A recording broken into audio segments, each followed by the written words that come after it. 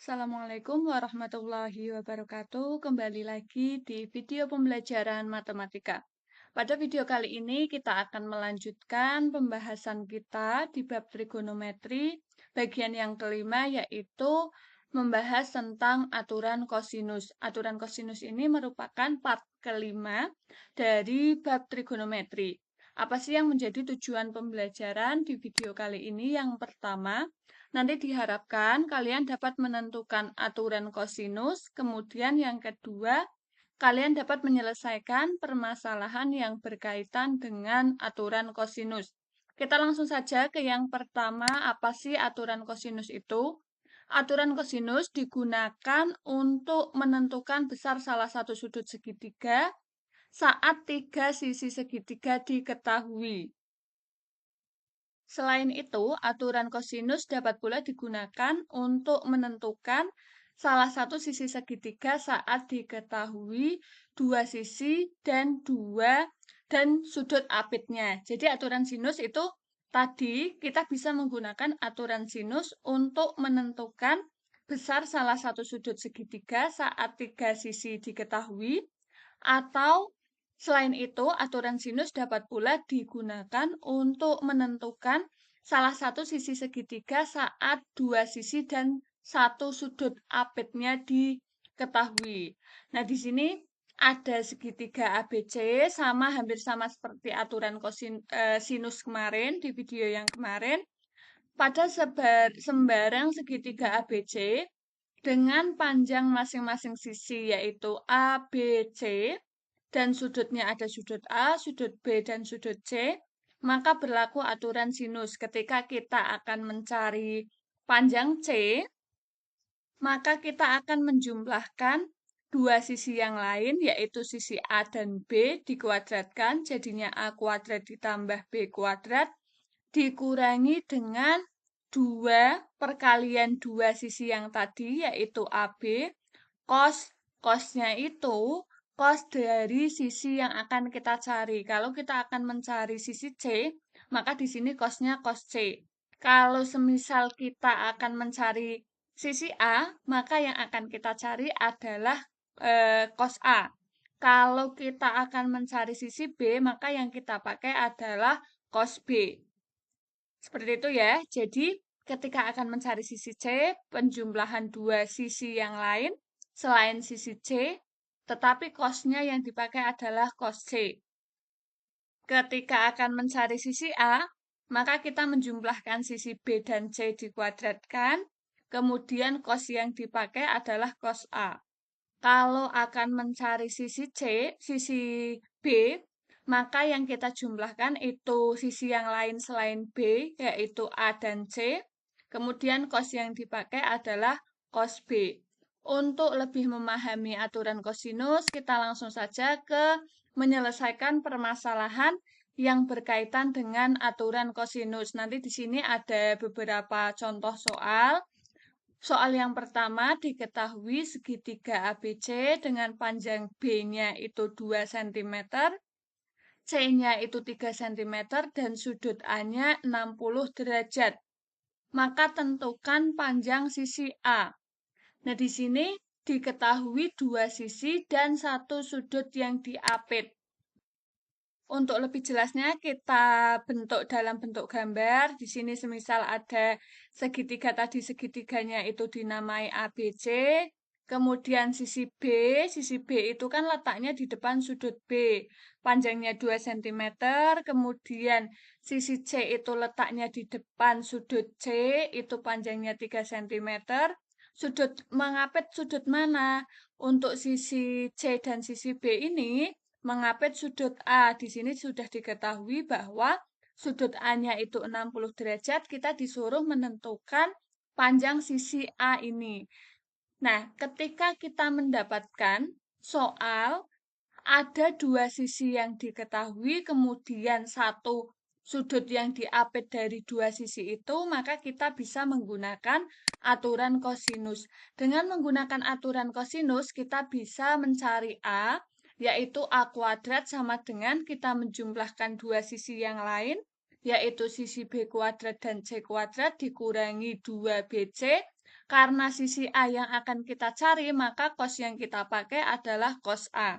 Tinggal disubstitusikan, B-nya itu 2, maka 2 kuadrat ditambah 3 kuadrat dikurangi 2 kali 2 kali 3 kalikan dengan cos A. A-nya berapa? Sudut A besarnya 60. Maka kita tuliskan di sini 60 derajat. Kemudian kita ingat kembali bahwa nilai cos 60 derajat itu setengah. Tinggal kita masukkan di sini. 2 kuadrat itu 4, 3 kuadrat itu 9, 2 kali 2 itu 4, 4 kali 3 itu 12, 12 dibagi 2 itu 6. Maka 13 dikurangi 6 hasilnya 7. Tetapi di sini kan masih dalam bentuk A kuadrat. A kuadrat sama dengan 7, maka A-nya berapa? Ketika ada bentuk kuadrat, kita akan mencari A-nya, maka kita akarkan. Akar dan bawahnya ada plus minus. Karena ketika kita plus minus itu artinya bisa akar 7, bisa juga negatif akar 7. Ketika kita masukkan kembali ke dalam persamaan, akar 7 dikuadratkan itu juga hasilnya 7.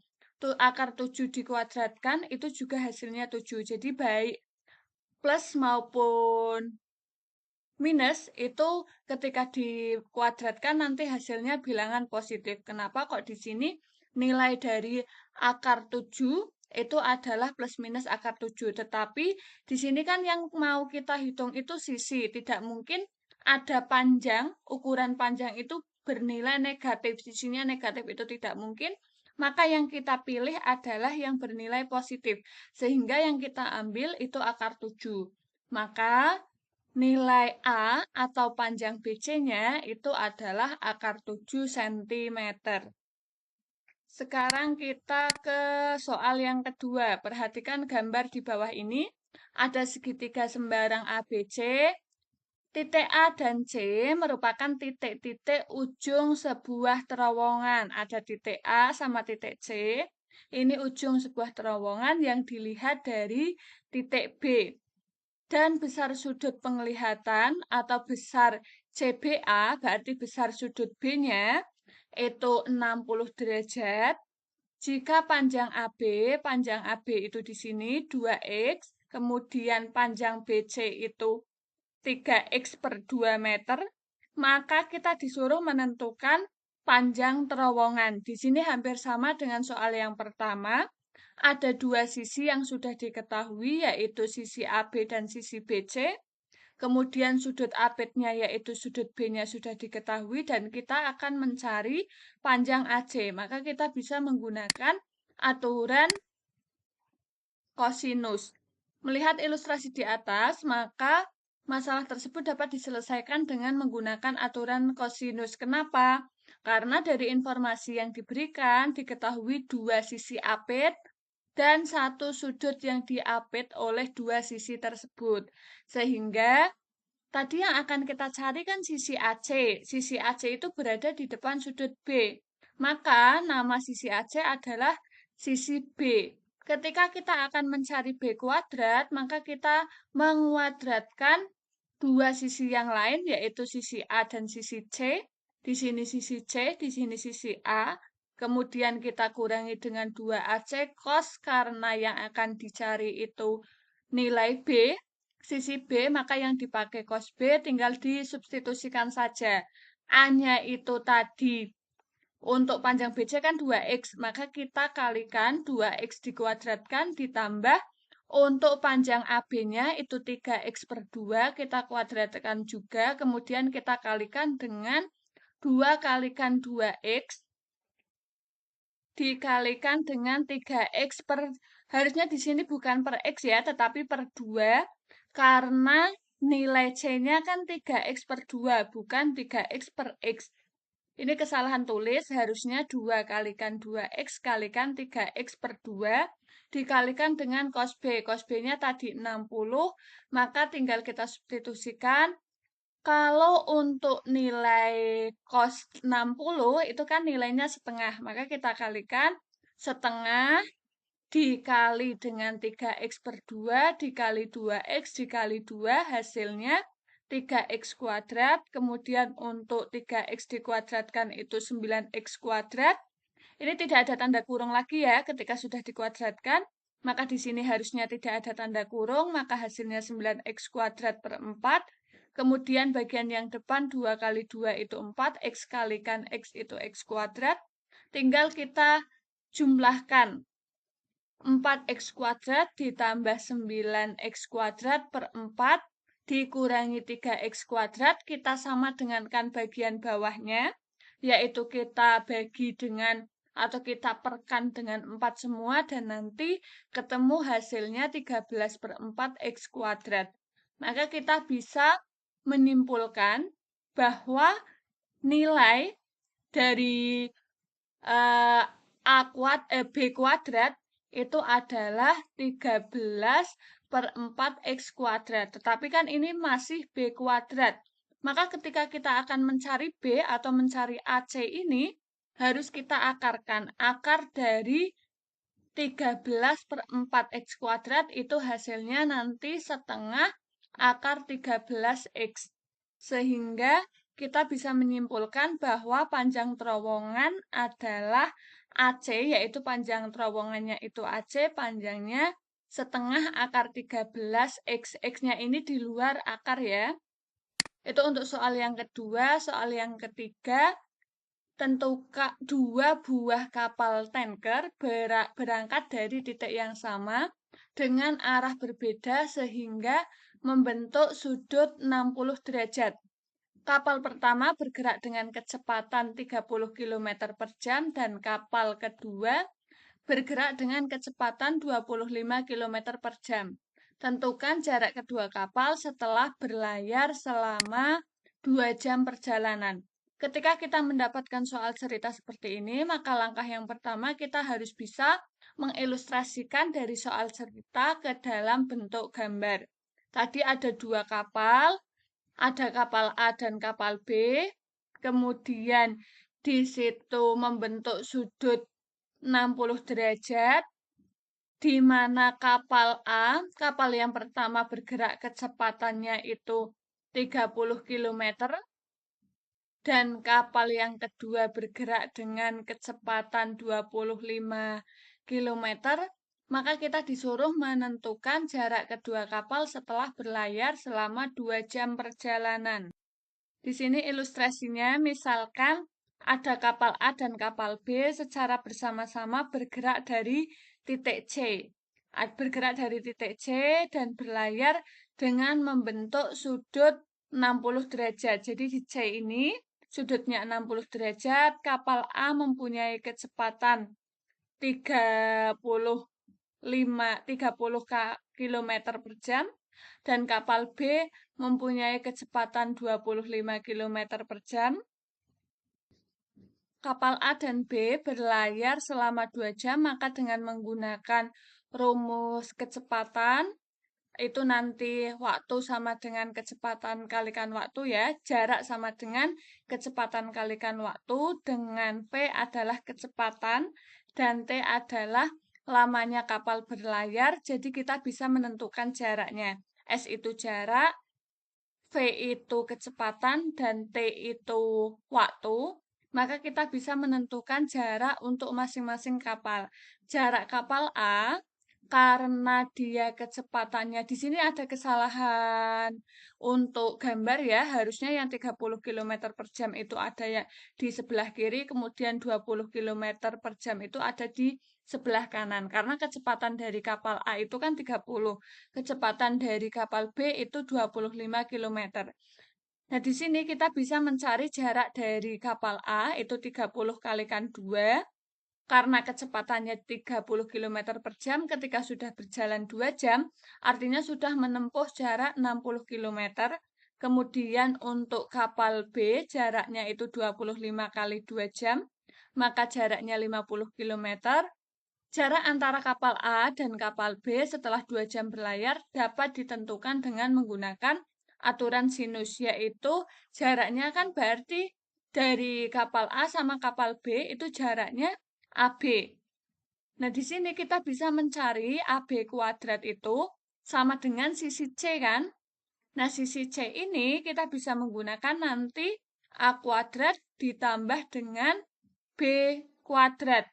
Atau kita bisa menguadratkan jarak dari kapal A, yaitu 60, jarak dari kapal B 50, maka kita kuadratkan 60 kuadrat ditambah 50 kuadrat, dikurangi 2 kali 60 kalikan 50, kalikan dengan cos di sudut C ini, yaitu 60 derajat.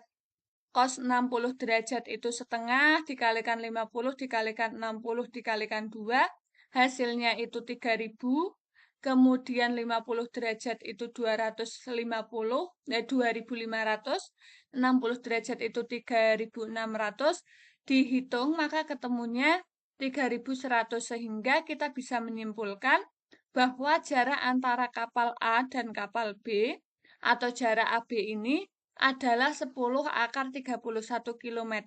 Ingat tadi 3100 itu kan masih dalam bentuk AB kuadrat. Maka ketika kita akan mencari AB, di sini tinggal diakarkan. Akar dari 3100 itu bisa kita ubah jadi akar 31 kalikan akar 10.000, maka akar dari 10.000 itu 10, akar dari 100 itu 10, kemudian akar dari 31 itu tetap akar 31. Jadi kenapa kok di sini bisa hasilnya 10 akar 31 kilometer? Karena AB kuadrat itu kan 3100. Maka kita bisa mencari AB dengan cara mengakarkan akar 33.100. Itu bisa diubah jadi akar 31 kali akar 100. Akar 31 itu tetap akar 31, akar 100 itu 10. Sehingga jarak antara kapal A dan kapal B adalah 10 akar 31 kilometer. Itulah materi kita di video kali ini.